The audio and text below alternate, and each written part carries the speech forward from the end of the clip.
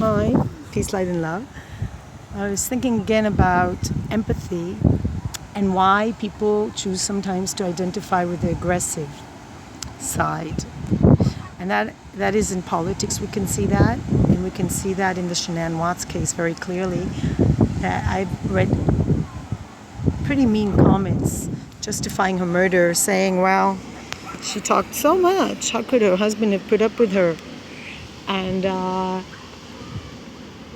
that shows an identification with the killer. And there are people that actually, I heard that Charles Manson, for instance, who just died in jail, had a fan club. People wrote him letters, especially women. Sometimes they're drawn towards murderers in prison and they write them letters. And never could understood that.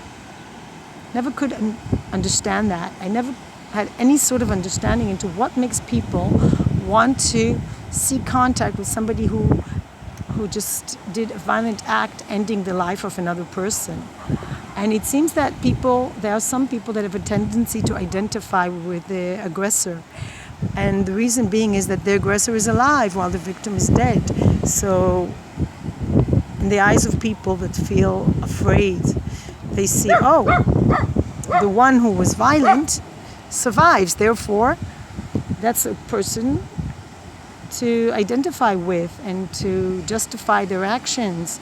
And the victim, nobody wants to be victims. But there's a difference between identifying with the victim and showing empathy. You don't have to necessarily put yourself in the shoes of the murdered woman. But showing empathy is actually a winning strategy in my eyes, because when you feel pain and loss towards a person whose life has been taken away from them, who wanted to live, those children wanted to live. You see them jumping around with such joy, and they wanted to live like every living creature in this world. Unless you're deeply depressed or something, or you have a mental illness of some sort, you want to live. Every creature in this world wants to live. Fish, birds, and definitely human beings who are able to think. Those little children wanted to live and grow up, and their mother had plans for them. She was speaking about what she sees for their future. And to have that taken away from them, it's a pain that it's healthy to feel, because it means we appreciate life. It means that we are on the side of the living and those seeking to live and not those seeking to kill. Now, the same logic, people are like seeking to feel powerful. They identify with a killer or a murderer because in their mind, that's the strong one. But actually, that's the weak one. If you thrive, sorry to use that term, but if you are feeling empowered by hurting another person, and some will argue whether it was premeditated or not, but I can imagine if somebody, let's say, flipped out, was a mental illness or drug-induced rage or whatever, and they end the life of a human being, especially their own family, their children, and a woman who is the mother of their children, and they don't show any remorse, they don't express any grief, they just continue, and not only they blame the other person and they don't take responsibility, they have their own little movie in their mind that everything is justified. And on the other hand, they tell society something else. They lie, they present the situation as completely different. First of all, they pretend it never happened, and they keep pretending to be the victim. And then there are people that don't see them as victims. They see them as the stronger one, as the one who was suffering and then put an end to the suffering by killing another person who was making them suffer. So they don't show any empathy towards those little girls or that woman.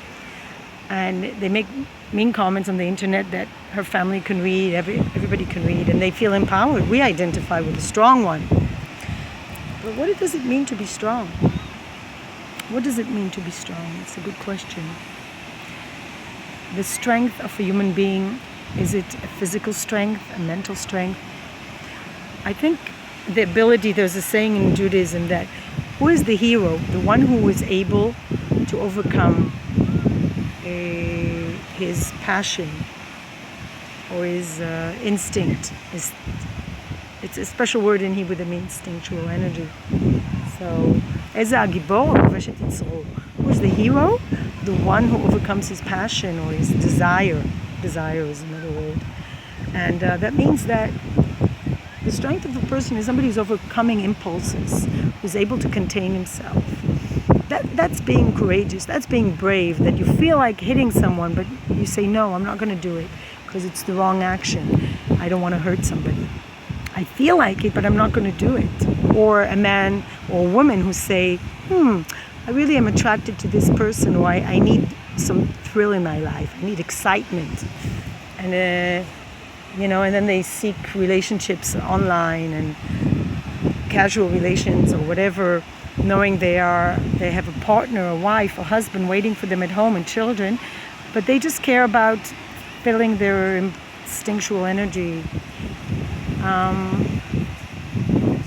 Interesting. I can imagine that kind of energy just makes a person feel less and less in time, because no matter how much you do, it's a sort of need that will never be satisfied, because it just doesn't go deep and it doesn't build your character.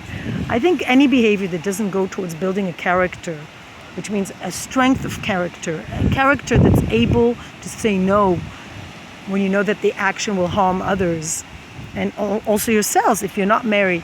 And you know that if you put your energy in the wrong place, so you will just get weaker because your actions don't build something positive.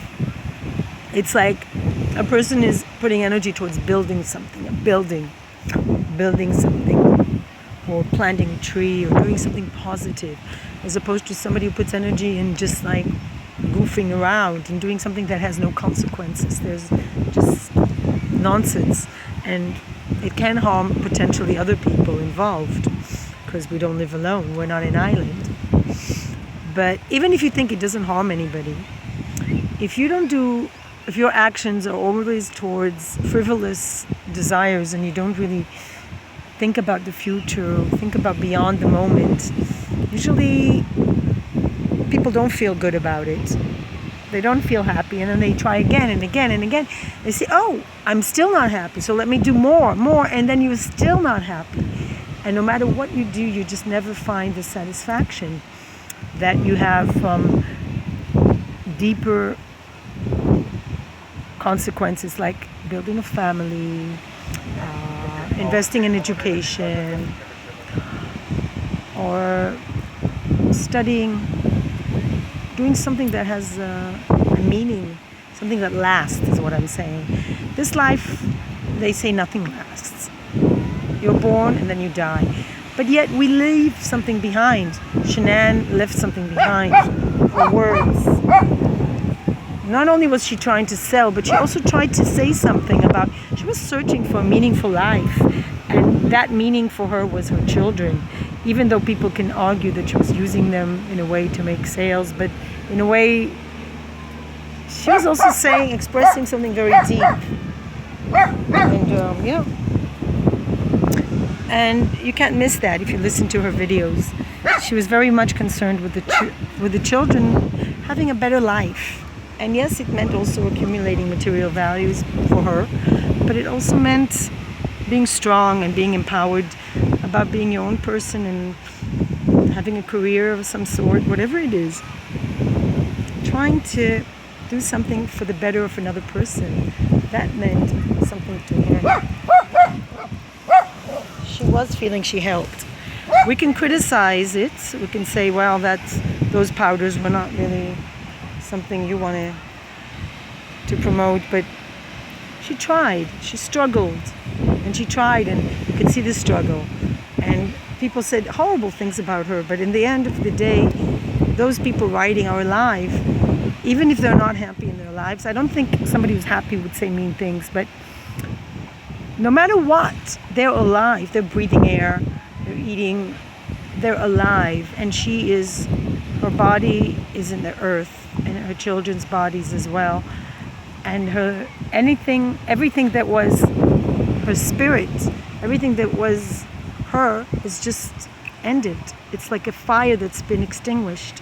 Those children were flames that just beginning to light this world, and instead of contributing to this world love and being loved in return, their fire got extinguished by hate.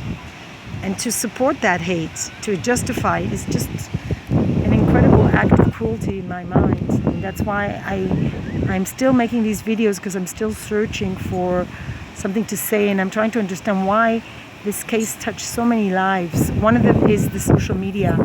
It's the tragedy of social media, because that's all that's left now is those movies of those little girls who will always be 3 and 4 years old, and that woman will always be 34-year-old beautiful woman, and that's all it's ever going to be, and that's all that's left of them. I think her family is very courageous, and I would like the people on social media, please listen to my call to stop those comments, and if you see those comments, please report them as being harassing, because there's no need for more hate in the world. This is what she also said, ShanAnn. She wanted a more positive world where people do things for each other. So let's listen to her. Peace, light, and love for everybody. Let's not be afraid to show empathy for victims of violence. That makes us stronger, not weaker. And let's not show any empathy to those who choose a way of violence, because we always have choices in life. We always can choose, no matter what, we can choose not to harm somebody, not to hurt somebody.